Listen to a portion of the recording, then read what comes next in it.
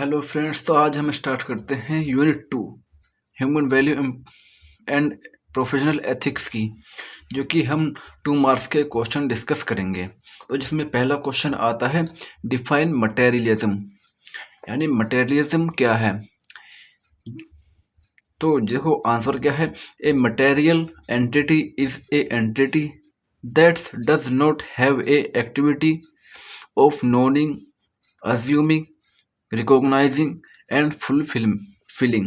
देखो, जो हमारी मटेरियल एंटिटी है वो एक ऐसी एंटिटी है, यानी जो हमारी मटेरियल, जो भौतिक इकाई है, वो एक ऐसी इकाई है जिसमें कोई एक्टिविटी नहीं होती। कौन सी एक्टिविटी? जैसे जानने वाली, धारणा करने वाली, पहचानने वाली, या परिपूर्ण, किसी चीज़ से परिपूर्ण हो, ऐसी कोई एक्टिविटी नहीं होती। Because the body can only identify and fulfil, we can conclude that it is a material entity. देखो, जो हमारी बॉडी है वो केवल आइडेंटिफाई की जा सकती है और वो फुलफिल होती है। तो इसलिए हम कह सकते हैं जो हमारी बॉडी है वो एक मटेरियल एंटिटी है या मटेरियलिज्म है। ऐसी सेकंड क्वेश्चन आता है, how can self control ensure health life, यानी हम कैसे सेल्फ कंट्रोल या हेल्थी लाइफ को इंश्योर कर सकते हैं। तो देखिए क्या आता है, संयम, यानी जो हम सेल्फ कंट्रोल या सेल्फ रेगुलेशन या हेल्थी को जो कहते हैं वो कहते हैं संयम, यानी also known as self regulation और सेल्फ कंट्रोल। जो संयम है उसको हम क्या कहते हैं, सेल्फ कंट्रोल या सेल्फ रेगुलेशन भी कहते हैं। तो यानी संयम describe the sense of responsibility for caring, for protecting and properly using the body. यानी संयम क्या डिस्क्राइब करता है कि ये एक ऐसा सेंस है रिस्पॉन्स, जिससे यानी रिस्पॉन्सिबिलिटी का ऐसा सेंस है या ऐसी रिस्पॉन्सिबिलिटी है जिसमें हम केयर करते हैं, प्रोटेक्ट करते हैं और प्रॉपर यूज करते हैं बॉडी का। हेल्थ और स्वास्थ्य is the state of the body when it is capable of responding to a requirement of self, the I, and when there is harmony between the body's component। देखो क्या है, जो health या स्वास्थ्य है वो एक ऐसी स्टेट है जिसमें बॉडी कैपेबल यानी अवेलेबल हो जाती है रिस्पोंड करने के लिए, या रिक्वायरमेंट जो है रिस्पोंडिंग की उसको कैपेबल बनाने के लिए। और यानी जो हमारी हार्मनी है वो होती है हमारी बॉडी कंपोनेंट्स के बीच में हो जाती है। स्वास्थ्य फाउंडेशन इज सरियाना और सेल्फ कंट्रोल। देखो, जो स्वास्थ्य है वो किस चीज़ से फाउंड की जा सकती है, सेल्फ कंट्रोल से और सरियण से। तो तीसरा इसमें क्वेश्चन आता है, व्हाट इज सुख एंड सुविधा। देखो क्या है, यानी सुख क्या है और सुविधा क्या है। देखो, सुख से जो सुख है, सुख is a complete and all surrounding state of the mind that create inner harmony. देखो सुख क्या है, सुख एक ऐसी सिचुएशन है या एक ऐसी स्टेट है जिसमें हमारा जो माइंड है वो कंप्लीटली सराउंड की रहती है हमारे माइंड के, और एक हमारे इनर हार्मनी क्रिएट करती है। सुख is also called as happiness, यानी सुख को हम हैप्पीनेस कहते हैं। यानी देखो क्या है, सुख एक ऐसी स्टेट है या हैप्पीनेस एक ऐसी स्टेट है, खुशी एक ऐसी स्टेट है जो हमारे माइंड के चारों ओर घूमती रहती है और हमारे अंदर एक इमोशंस या हार्मनी क्रिएट करती है। तो ऐसी सुविधा, देखो सुविधा क्या है, सुविधा is called as the facilities, यानी सुविधा को हम क्या कहते हैं, फैसिलिटीज कहते हैं। फिजिकल सुविधा impulse that is looking for physical comfort and all the source of attaining such as comfort। देखो क्या है, सुविधा ऐसी चीज है जिसमें हम अपने फिजिकल कंफर्ट को देखते हैं कि हम इस चीज में कंफर्टेबल है, और वो सारे सभी सोर्स जिसको हम कंफर्टेबल फील करते हैं। एग्जाम्पल पे है कंफर्ट इन कूलर और एयर कंडीशन, यानी जब हम किसी गर्मी में होते हैं तो हम खुद को कंफर्टेबल करते हैं कूलर से या एयर कंडीशन में। यानी सुविधा ऐसी चीज है, सुविधा मतलब हमें किस चीज की रिक्वायरमेंट है तो उसी को हम सुविधा कहते हैं, जिसको हम पा सके और अपने कंफर्टेबल उसमें फील कर सके। फोर्थ क्वेश्चन आता है, it is a consciousness unit while the body is a material consciousness, examine this state। इसका दूसरा ही क्वेश्चन सेम ऐसे आ सकता है, explain briefly how self is consciousness entity. यानी और इसका और भी एक और भी आ सकता है version, explain how the body is a material entity. यानी एक्सप्लेन करे कि बॉडी एक मटेरियल एंटिटी है, यानी मटेरियल इकाई है, उसको एक्सप्लेन करें। तो देखिए इसका आंसर क्या बनता है, द सेल्फ और आई इज द जीवन because it has a capacity to think, imagine, speak, walk, work, etc। देखो जो सेल्फ है या आई है वो एक जीवन है, क्योंकि इसके पास ऐसी कैपेबिलिटी या कैपेसिटी होती है जो सोच सके, इमेजिन कर सके, बोल सके, चल सके और काम कर सके। यानी जो सेल्फ है या मैं, यानी अब सोचो मैं, यानी मेरे पास एक जीवन है तो मैं क्या क्या वर्क कर सकता हूँ, या मेरे पास क्या क्या कैपेसिटी है। तो हमारे पास सोचने की भी कैपेसिटी है, इमेजिन करने की कैपेसिटी है, बोलने की कैपेसिटी है, चलने की कैपेसिटी है और काम करने की भी कैपेसिटी है। It has a quality of awareness और non awareness, so I am a consciousness unit. तो देखो मेरे पास ऐसी क्वालिटी भी है कि मैं अवेयरनेस भी हूँ और नॉन अवेयरनेस भी हूँ, तो इसलिए हम कह सकते हैं कि हाँ हम एक कॉन्शियसनेस यूनिट है। While the material entity is an entity that lack the ability to non recognise, assumed और फुलफिल। देखो लेकिन जो मटेरियल एंटिटी है वो एक ऐसी एंटिटी है, या जो मटेरियल इकाई है वो एक ऐसी इकाई है जिसके पास यानी कम लैक होती है, कमी होती है एबिलिटी की, जैसे जानना, पहचानना, धारणा करना या परिपूर्ण होना। फुलफिलमेंट का होता है परिपूर्ण होना। तो देखो यानी मटेरियल जो हमारी एंटिटी है या भौतिक इकाई जो है वो एक ऐसी इकाई है जिसमें हमें यानी कमी होती है सोचने की, जानने की, पहचानने की, बात करने की और परिपूर्ण होने की। We can assumed that the body is material consciousness और मटेरियल यूनिट। तो हम कह सकते हैं या हम धारणा कर सकते हैं कि जो हमारी बॉडी है वो मटेरियल कॉन्शियसनेस है। इसका एग्जाम्पल है देखो, यानी बॉडी को हम सिर्फ पहचान नहीं कर सकते किसकी बॉडी है, या हम उसको नहीं जानते हाँ ये बॉडी किसकी है, उसके बारे में धारणा भी नहीं कर सकते कि हाँ बॉडी प्रॉपरली उसकी है। ठीक, तो इसी को हम मटेरियल एंटिटी कहते हैं, यानी कि जिसमें किसी की एक्टिविटी ना हो, कोई एक्टिविटी ना हो, तो उसी को हम मटेरियल एंटिटी कहते हैं। Because it can only identify और फुलफिल, यानी इसको हम बस आइडेंटिफाई कर सकते हैं और परिपूर्ण भी कर सकते हैं। तो फिफ्थ क्वेश्चन आता है, डिफाइन संयम एंड स्वास्थ्य, how are the two related. यानी देखो जो हमारा संयम और स्वास्थ्य है वो एक दूसरे से कैसे रिलेटेड है। तो देखो संयम, संयम क्या है, संयम और self regulation is basically the feeling of responsibility in self to nature. देखो संयम क्या है, वो एक ऐसा सेल्फ रेगुलेशन एक ऐसी फीलिंग है रिस्पॉन्सिबिलिटी की, यानी रिस्पॉन्सिबिलिटी की ऐसी फीलिंग है जिसमें हम खुद को खुद की और नेचर की रिस्पॉन्सिबिलिटी लेते हैं। Protect and right utilise the body, और हम प्रोटेक्ट करते हैं खुद को और उसका सही यूटिलाइज करते हैं बॉडी का। यानी अगर हमारे पास एक बॉडी दे दी गई है तो उसका हम क्या कर सकते हैं, तो उसका प्रोटेक्ट करेंगे।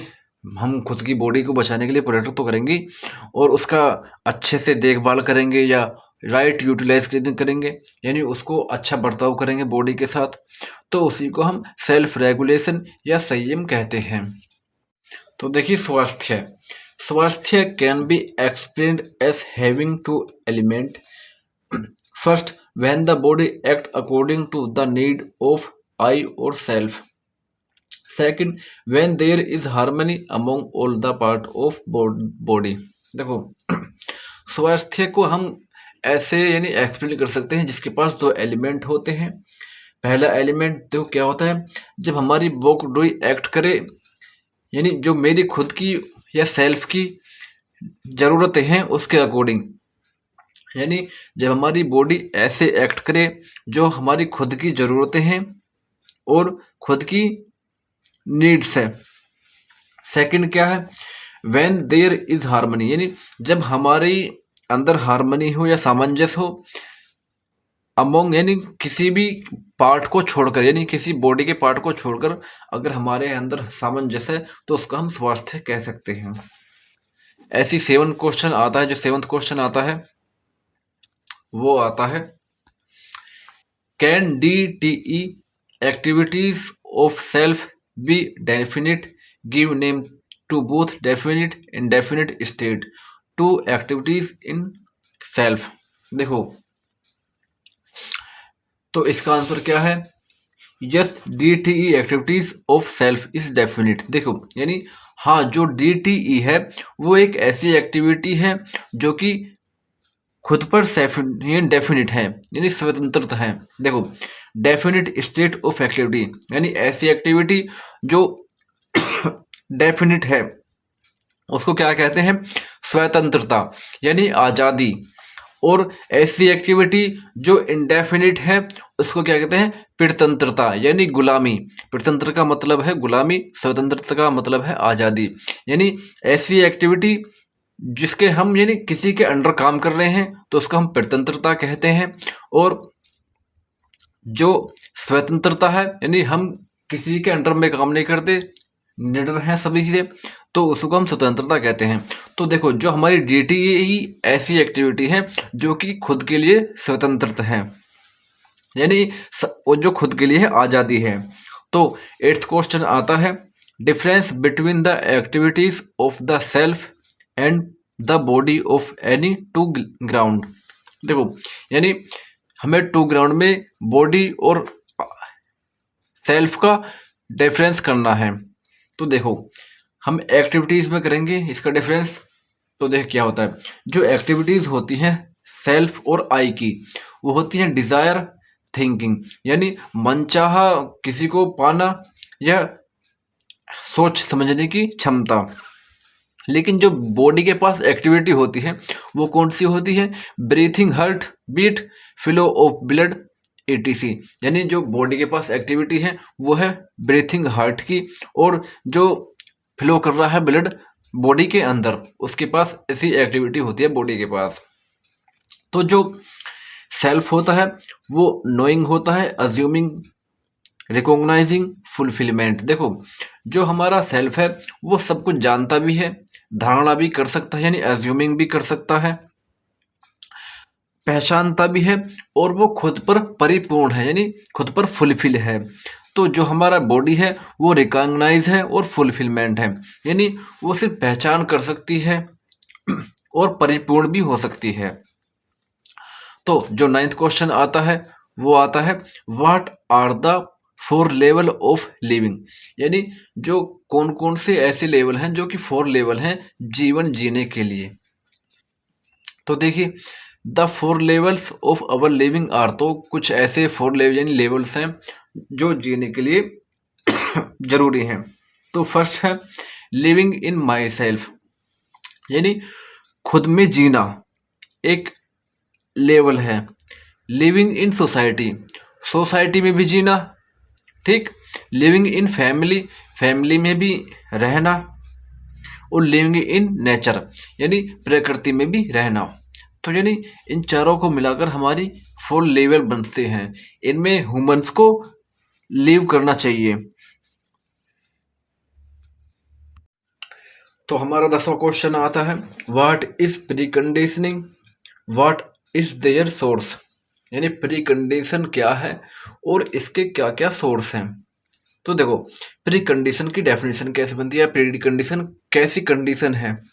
Pre condition means we have assumed something about our desire or the on the basis of prevailing notion about it। देखो, प्री कंडीशन ऐसी कंडीशन है जिसमें हम, यानी ऐसी कंडीशन आती है जिसमें हम कुछ करने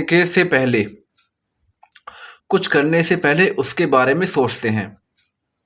यानी जो हमें या हमारा गोल है या हम अचीव या पाना चाहते हैं, उसको सोचने से पहले एक ऐसी कंडीशन आती है जिसके लिए हमें उसको सोचना पड़ता है।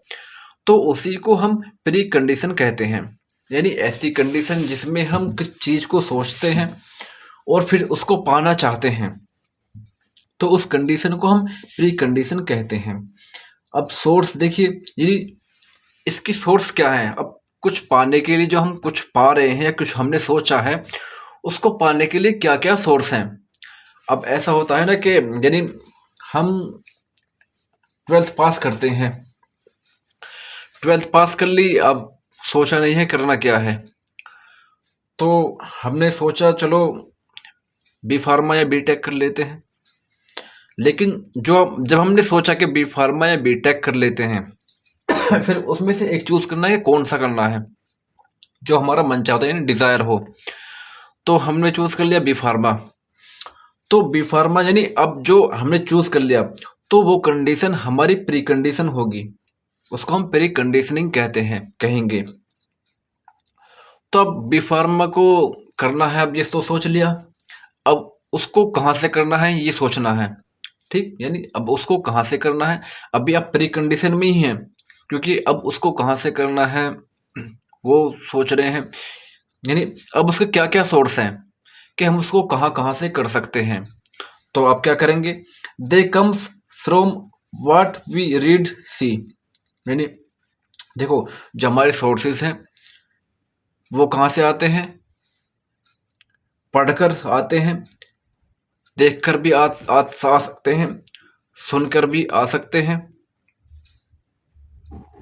What our present tell us, यानी जो हमारे प्रेजेंट में बता रहा हो उससे भी आ सकते हैं। Our friend talk about what the social media, और जो हमारे कुछ फ्रेंड हैं ऐसे जो कि सोशल मीडिया पर अवेलेबल है, वो हमें बता रहे हों उसके बारे में, ठीक। What we see on the TV, यानी और हम टीवी में क्या देखते हों। देखो, अब प्री कंडीशन और सोर्स कैसे एक दूसरे के इंटरकनेक्टेड है। देखो, तुमने पहले सोर्स देखा, मतलब कुछ सोर्स देखा, या तुम सुनते हो किसी के बारे में। अब तुमने पहले सुना होगा हमें बी फार्मा करना है, ठीक।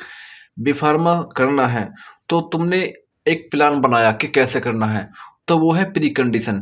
प्लान बनाना है यानी प्री कंडीशन।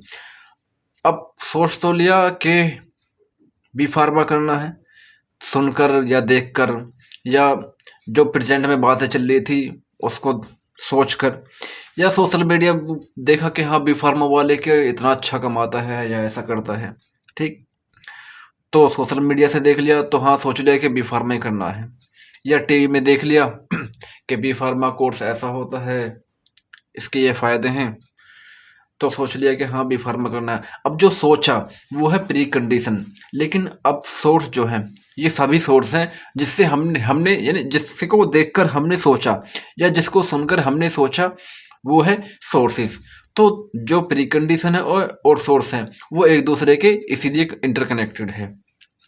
ऐसी 11th क्वेश्चन आता है, what how our body a self organise unit, यानी जो हमारी बॉडी है वो कैसे खुद को डेवलप करती है, एक खुद सेल्फ ऑर्गेनाइज है, तो देखिए क्या है इसका answer. The fact that a body perform so many different task through out the day and night. जो हमारी बॉडी है, ये बॉडी के फैक्ट हैं, वो बहुत यानी दिन रात बहुत सारे टास्क पूरे करते हैं, including while we sleep, make it a self organise system. यानी जो हमारा सोना है, स्लीप करना है, वो एक ऐसा वर्क है या फंक्शन है जो कि उसको सेल्फ ऑर्गेनाइज सिस्टम बनाता है। देखो, the human body is a complex machine that made up of different organ and glands. जो हमारी ह्यूमन बॉडी है, ह्यूमन की बॉडी है, वो एक कॉम्प्लेक्स मशीन है, ठीक, जो कि डिफरेंट ऑर्गन और ग्लैंड से बनी हुई होती है। While all have continuing function, जो कि कंटिन्यू फंक्शन करते रहते हैं। The heart flow blood all body, यानी एग्जाम्पल है, अगर हमारा ब्लड फ्लो करता है बॉडी के अंदर तो वो एक फंक्शन होगा। लंग प्रोवाइड करा रहे हैं ऑक्सीजन, किडनी फिल्टर कर रही है। तो देखो, अब जब कोई कुछ काम कर रहा है, कोई कुछ अलग काम कर रहे हैं, तो वो एक ऑर्गेनाइज, लेकिन है एक बॉडी के अंदर ही। तो एक बॉडी के अंदर होने की वजह से बहुत सारे काम चल रहे हैं, और बहुत सारे काम चलने की वजह से वो बॉडी चल रही है। तो इसलिए जो हमारी बॉडी है वो सेल्फ ऑर्गेनाइज्ड है। यानी ऑर्गेनाइजेशन कैसे कहते हैं, जब बहुत सारे काम मिलकर या बहुत सारे बंदे मिलकर, अब बंदे कौन है, या बहुत सारे एम्प्लॉय हो मिलकर एक कंपनी बनाए, तो अब हमारे जो एम्प्लॉय है वो कौन है, हमारे ऑर्गन और ग्लैंड्स हैं, ठीक। अब ऑर्गेनाइजेशन को चलाने के लिए वर्क भी करना पड़ता है, तो और उसमें कुछ मैन भी होते हैं, जिसके बाद बिना हमारी कंपनी नहीं चल सकती। तो जो हमारे मैन कंपोनेंट्स है या जो हमारे मैन एम्प्लॉयज़ हैं, वो हमारे हार्ट है, लंग्स है और किडनी है। तो अब देखो, यानी किडनी, हार्ट और लंग्स, ये ऐसे जैसे चेयरमैन हो गए किसी ऑर्गेनाइजेशन के, ठीक। इनमें से अगर एक भी नहीं होगा तो कंपनी बंद हो जाएगी, ठीक। तो यानी किसी ऑर्गेनाइजेशन को बनाने के लिए हमें एम्प्लॉयज़ की ज़रूरत होती है, उसके अंदर वर्कर्स करने की ज़रूरत होती है, उनके ऊपर एक सिस्टम होता है जो उनको कंट्रोल करता है। तो जो उसको, हमारी बॉडी को कंट्रोल कर रहा है, वो हमारा माइंड है, जो कि हमारा मेन पार्ट है। तो इसी वजह से हमारी जो बॉडी है वो एक सेल्फ ऑर्गेनाइज्ड है, ठीक। तो जो हमारा 12th क्वेश्चन आता है, what are the various problem faced by the due to pre conditioning. देखो, यानी ऐसी कौन सी प्रॉब्लम है जो हमें प्री कंडीशनिंग के टाइम पर फेस करनी होती है। तो देखो क्या है, इट इंक्लूड। तो देखिए ऐसी कौन कौन सी कंडीशन है जो हमें फेस करनी होती है प्री कंडीशन के टाइम पर। तो देखो, वेवरिंग एस्पायरेशन, यानी एस्पायरेशन की कमी, या कह सकते हैं इसे, अगर हम देखो, जैसे हमने बी फार्म में एडमिशन लिया, बीटेक में एडमिशन लिया, एमबीए करना है, ठीक, लेकिन हम इससे एस्पायर नहीं है, यानी हमें करना तो कुछ और था, लेकिन हमने किसी चीज़ की कमी की वजह से या फैसिलिटीज़ की कमी की वजह से हमने इसमें एडमिशन ले लिया, ठीक। तो वो हमें रोकेगा, यानी रोकेगा कि हाँ यार, हमारे पास तो फैसिलिटीज़ भी नहीं है, यानी हमें नॉन एस्पायरेशन करेगा। तो यानी एस्पायरेशन की कमी हमें प्री कंडीशन के टाइम पर फेस करनी होती है कि यानी यार अच्छा वो हो पाएगा भी या ना, हाँ, ठीक। लैक ऑफ कॉन्फिडेंस, यानी कॉन्फिडेंस की कमी। अब देखो, जब हम बी फार्मा में एडमिशन लेने आते हैं तो हमें ये मालूम तो होता नहीं कि हाँ क्लियर ही कर जाएंगे, उसके बारे में मालूम नहीं होता, लेकिन खुद पर एक कॉन्फिडेंस होता है कि हाँ हम बी फार्मा या बीटेक या एमबीए कर लेंगे, ठीक। लेकिन हम प्री कंडीशन के टाइम पे क्या होता है, कॉन्फिडेंस की कमी आ जाती है कि हाँ कर भी पाएंगे या ना कर पाएंगे। तो वही है, हमें ये प्रॉब्लम भी फेस करनी होती है। स्टेट ऑफ रजिस्ट्रेशन, ये नहीं रेजिग्नेशन, यानी रेजिग्नेशन की स्टेट भी हमें फेस करनी होती है। लैक ऑफ क्वालिटेटिव इम्प्रूवमेंट, यानी हम पे क्वालिटी नहीं होती उस टाइम पे। अगर हम जैसे नए नए एडमिशन लेने आते हैं या एडमिशन लेने जाते हैं तो उस टाइप की क्वालिटी को इम्प्रूव नहीं कर पाते, तो ये भी हमें फेस करनी होती है। लैक ऑफ फिजिकल फैसिलिटीज़, यानी क्या है, अब हमने सोचा चलो बी फार्मा करते हैं या MBA BTech या कोई भी स्टडी करते हैं, ठीक। अब सोच तो लिया यार करना तो है, अब सुविधा है नहीं, उसे कैसे करना है, या पैसा नहीं है, अब ज़्यादा दूर ले लिया तो ट्रांसपोर्ट नहीं है, तो वो भी हमें फेस करनी होती है। ऐसे 13 क्वेश्चन आता है 2 मार्क्स का। What happen when our desire are being set by outside, यानी क्या हो जब हम एक डिज़ायर मनचाहा सेट करें बाहर की तरफ। तो देखो क्या है, there is a possibility that we can be at odds when our goal are being dedicate from without. देखो यानी क्या होता है जब हम अपना, देखो क्वेश्चन का मतलब क्या है, क्या होता है जब हम यानी किसी के ऊपर निर्धारित होकर किसी काम को या अपना जो मनचाहा है उसको प्राप्त करते हैं, ठीक, उसको प्राप्त करते हैं, तब क्या क्या होता है। तो देखो क्या होता है, there is a possibility that we can be at odds when our goal are being dedicate from without. देखो क्या है, यानी जब ये संभव हो, क्या हो, यानी देयर पॉसिबिलिटी का क्या मतलब है, जब ये संभव हो कि जो हमारा गोल्स है या हमारा एम्बिशन है या जो हमारा कुछ भी गोल हो वो दूसरे के ऊपर निर्धारित है। अब एग्जाम्पल के तौर पर देख लो, अब हम MBA बी फार्मा या BTech की पढ़ाई कर रहे हैं, ठीक, लेकिन हमने जो एडमिशन लिया है वो किसी और के कहने पर लिया है, ठीक। अब किसी और के कहने पर तो एडमिशन ले लिया, तो जो हमारी गोल्स है या हमारे जो भी एम्बिशन थे वो किसी और के ऊपर निर्भर हो गए,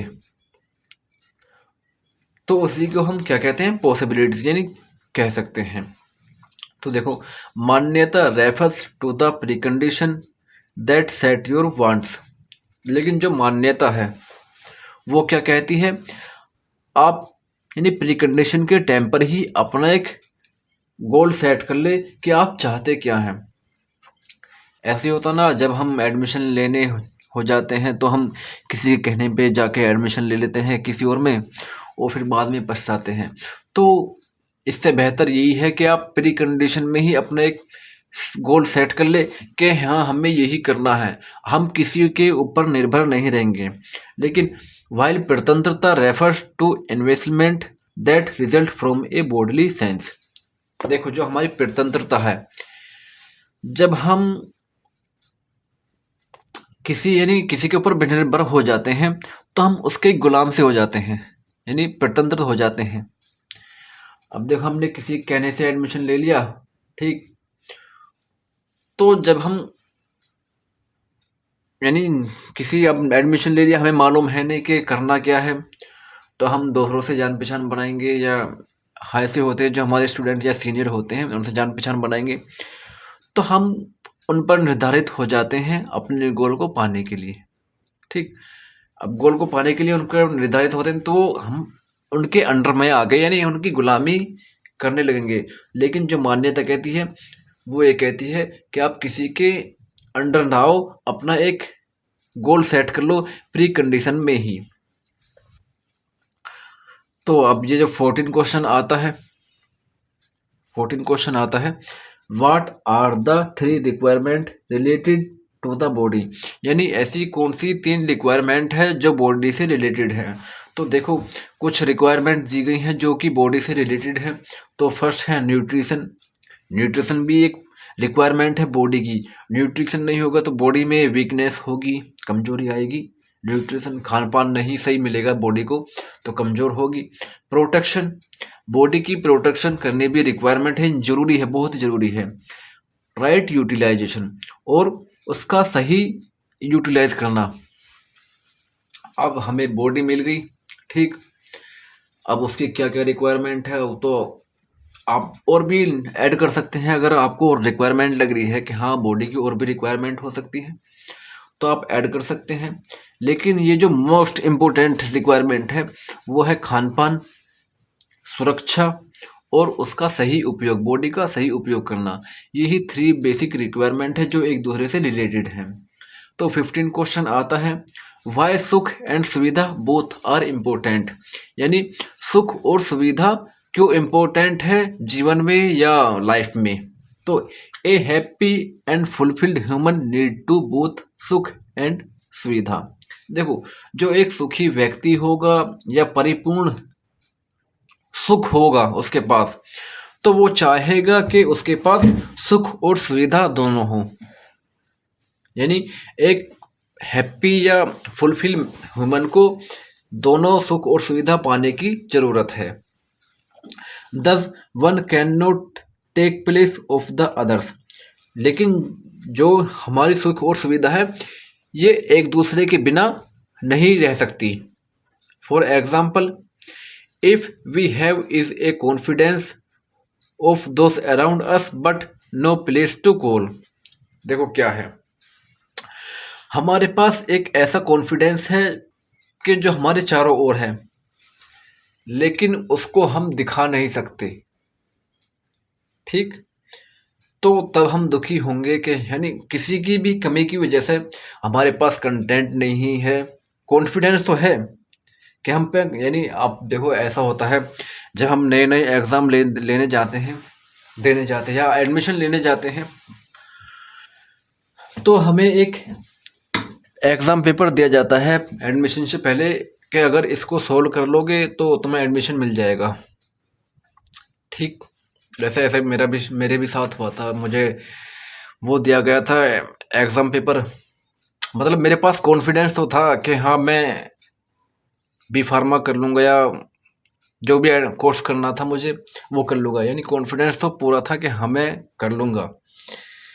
लेकिन मेरे पास कंटेंट नहीं था, यानी उस टाइम पे कंटेंट नहीं था कि हाँ जो मुझे एग्ज़ाम पेपर में दिया मुझे मालूम नहीं था, तो इस वजह से यानी मेरा एडमिशन हुआ नहीं था। अब जो भी रहा हो वो तो आप बेहतर जानते हैं। तो देखो यानी ये स्विक अब कैसे एक दूसरे से पॉसिबल है। हमारे पास कॉन्फिडेंस है, यानी हमें खुशी तो है कि हाँ चलो एडमिशन यानी मिल जाएगा, मतलब एडमिशन लेने जा रहे हैं बढ़िया से कॉलेज में, हमें खुशी तो है और कॉन्फिडेंस भी है। लेकिन हमें उसके अंदर क्या जो हमें एग्ज़ाम पेपर मिला है क्या लिखना है वो हमारे पास नहीं है। तो इसी यानी अब सुख है लेकिन हमारे पास सुविधा नहीं है। तो दोनों अगर दोनों होती तो हम यानी खुशी भी मिलती, हमारा एडमिशन अच्छे से कॉलेज में हो जाता। तो बहुत सारी बातें हैं, ठीक। तो ऐसे ही तरह वो सुख और सुविधा दोनों से रिलेटेड है। एक दूसरा एग्जांपल है इसका, if we have a large home with all comfort but no one we can love and trust. अब देखो इसका दूसरा एग्जांपल कैसे है। हमारे पास एक बड़ा सा घर है, अब घर तो है लेकिन हमारे पास कंफर्टेबल की सभी चीज़ें हैं, यानी बड़ा घर भी है, एसी भी लगा हुआ है, टाइल्स पत्थर भी लगे हुए हैं, यानी हर कंफर्टेबल प्रोवाइड करने वाली सभी चीज़ें हैं। लेकिन उस घर में उसको प्यार करने वाला और उस पर विश्वास करने वाला या ऐसा जिसको वो प्यार कर सके, किसी पर विश्वास कर सके, ऐसा नहीं है। अब देखो सुविधा तो सारी है लेकिन सुख नहीं है। वैसे बहुत बार होता है कि हमारे पास बड़ी बड़ी गाड़ियाँ होती हैं, फैसिलिटीज सारी होती हैं, मतलब बड़ा घर होता है, एसी वेसी सब लगे हुए होते हैं, लेकिन हम कमी कहाँ होती है कि हमें लव करने वाला नहीं मिलता, जिस पर ट्रस्ट कर सकें वो नहीं मिलता। तो यानी सुविधा है लेकिन सुख नहीं है। तो इसलिए सुख और सुविधा दोनों होनी जरूरी है। तो ये कह रहा है therefore both needs must be fully met, यानी अगर आप सुख और सुविधा या ये सब चीज़ चाहते हैं तो दोनों होने की ज़रूरत है। तो जो 16 क्वेश्चन आता है वो आता है एक्सप्लेन बिलीफ ब्रीफली सीयर्स, यानी सीयर्स को एक्सप्लेन करो ब्रीफली। तो देखो सीयर्स कौन होते हैं, तो the seers is one who understand and is also known as the दृश्यता। The seed sees when the individual is happy or sad, angry or upset. Sometimes the self sees and understands through the body and sometimes without the help of the body. तो देखो seers क्या है, यानी दृश्यता, यानी हमें दृश्यता दिखाने वाले को हम सीयर्स कहते हैं। ये सीड्स हम कैसे कह सकते हैं, अब देखो एग्जाम्पल देखो इसका, आप एग्जाम्पल समझो। कुछ लोग ऐसे होते हैं हमारी ज़िंदगी में जो हमें रास्ता दिखाते हैं, यानी हमें हमारे बारे में बताते हैं और समझाते हैं। तो जो हमें सीड्स बताते हैं, दिखाते हैं कि वो खुश है या सैड, ये बताते हैं, एंग्री है या अपसेट। यानी अब देखो हमारे पास एक ऐसा फ्रेंड्स होता है जो हमें ये बता देता है कि हम हैप्पी हैं या सैड हैं, ठीक, हम एंग्री है या अपसेट हैं, ठीक।